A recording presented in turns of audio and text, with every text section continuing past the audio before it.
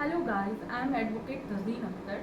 Bihar teacher examination का ये मेरा सेकंड वीडियो है जो मैं लेकर आई हूँ वन रिपोर्ट और कुछ ऑपरेशंस। सो बिना समय गवाए लेट्स स्टार्ट। हाँ, तो भारत वन स्थिति रिपोर्ट 2021, ये जो कौन सा रैंकिंग, मैं हमेशा बोल रही हूँ कि रैंकिंग पे ध्यान दें। ये 17वीं रिपोर्ट थी जो 2021 में जारी की गई है। इसके अकॉर्डिंग भारत में देश में जो कुल वन और वृक्षावरण है वो 8,09,563 वर्ग किलोमीटर है, जो कुल क्षेत्रफल का प्रतिशत में आता है 24.62%। अब देश में कुल वनावरण कितने हैं? वनावरण है 7,13,789 वर्ग किलोमीटर, जो कुल क्षेत्रफल का प्रतिशत में आता है 21.71%। फिर वन वृक्षावरण कितने हैं? वृक्षावरण है 95,748 वर्ग किलोमीटर, जो कि प्रतिशत में आता है 2.91%।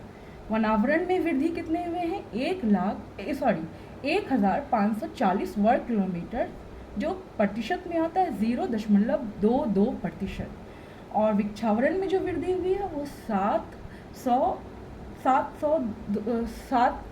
221 वर्ग किलोमीटर, जो कि दशमलव में आता है 0.76%। कुल वृद्धि वनावरण और वृक्षावरण में कितने हुए हैं? तो 2,261 वर्ग किलोमीटर। अब मैंग्रोव वन क्या होता है, पहले कुछ समझ लें आप। मैंग्रोव वन क्या होता है? मैंग्रोव वन वो होता है जो समुद्र किनारे जिसकी उत्पत्ति होती है, जो समुद्र किनारे फलते फूलते हैं, उसे मैंग्रोव वन कहते हैं। तो भारत में कितनी तट रेखाएं हैं? तो आप लोग सभी जानते हैं वो 9 हैं। चलिए अब मैं मैंग्रोव वन के बारे में बताती हूँ। देश में कुल मैंग्रोव वन कितने हैं? तो 4,952 वर्ग किलोमीटर, 4,992 वर्ग किलोमीटर, जो कि कुल प्रतिशत में आएगा तो 17 किलोमीटर के अराउंड में है। सर्वाधिक मैंग्रोव वन वाले राज्य कौन से? मैंने पहले भी बताया कि ये जो समुद्र किनारे होते हैं जो उगते हैं, जैसे कि नारियल, ताड़ और भी बहुत सारे जो समुद्र किनारे उगते हैं, उसे मैंग्रोव वन कहते हैं। तो सबसे अधिक कहाँ पर है? तो वह पश्चिम बंगाल में, जो कुल कितना है 42.33%। उसके सेकंड गुजरात में है, फिर अंडमान निकोबार में है। ओके, मैंग्रोव वन तो समझ गए होंगे आप लोग। एंड थर्ड जो मैं आऊँगी वो है कि सर्वाधिक वन क्षेत्र वाले राज्य कौन कौन से हैं। ये भी इम्पॉर्टेंट है, क्वेश्चन इससे पूछे जाते हैं। तो सबसे ज़्यादा मध्य प्रदेश में है, उसके बाद अरुणाचल प्रदेश में है, एंड जो थर्ड है वो छत्तीसगढ़ में है।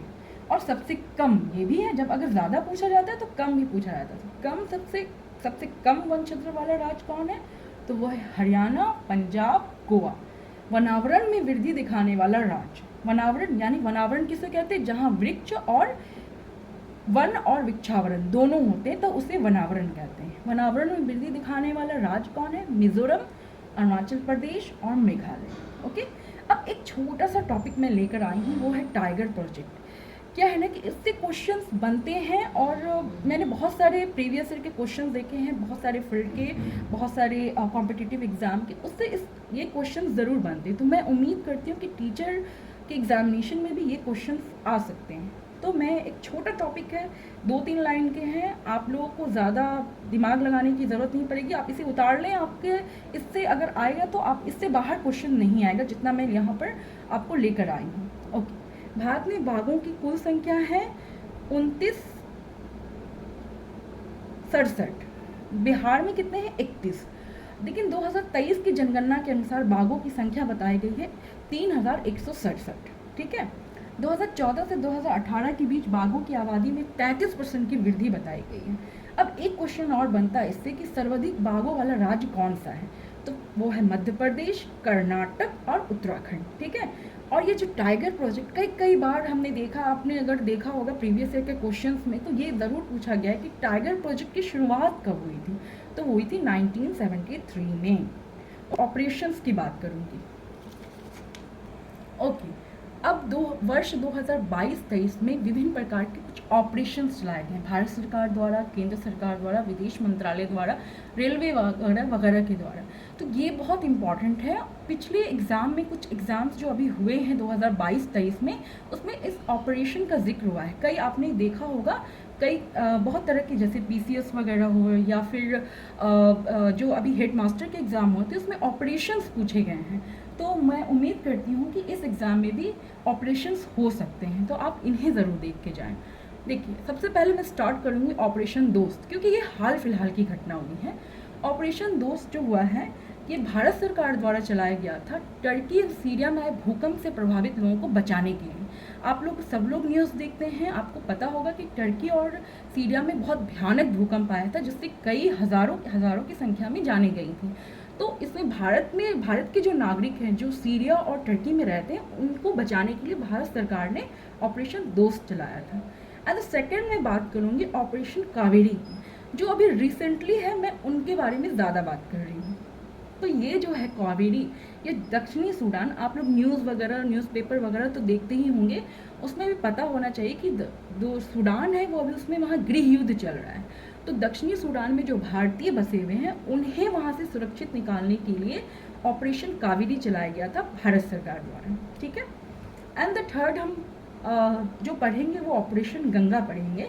ऑपरेशन गंगा इसलिए इम्पॉर्टेंट है क्योंकि युद्ध ये जो है रूस और यूक्रेन युद्ध से संबंधित है, जो वर्तमान में अभी भी जारी है, और जब तक आप एग्ज़ाम देने जाएंगे मे बी कि जारी रहे, तो ये इम्पॉर्टेंट हो जाता है। ऑपरेशन गंगा केंद्र सरकार द्वारा चलाया गया था रूस और यूक्रेन युद्ध के दौरान भारत के जो नागरिक वहाँ फंसे हुए थे उन्हें निकालने के लिए, ठीक है।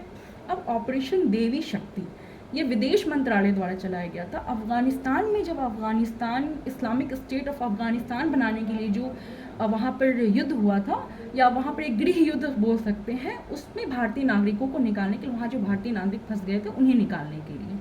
ऑपरेशन आहट थोड़ा हटके है, लेकिन ये इम्पॉर्टेंट है क्योंकि महिलाओं और बच्चों से, ये रेलवे सुरक्षा के द्वारा ये ऑपरेशन चलाया गया है, रेलवे के द्वारा, जिसमें महिलाओं और बच्चों को तस्कर से बचाने के लिए। और एक इम्पॉर्टेंट ऑपरेशन है क्योंकि ये एक ऐसा ऑपरेशन है जो पूरी दुनिया को हिलाया था।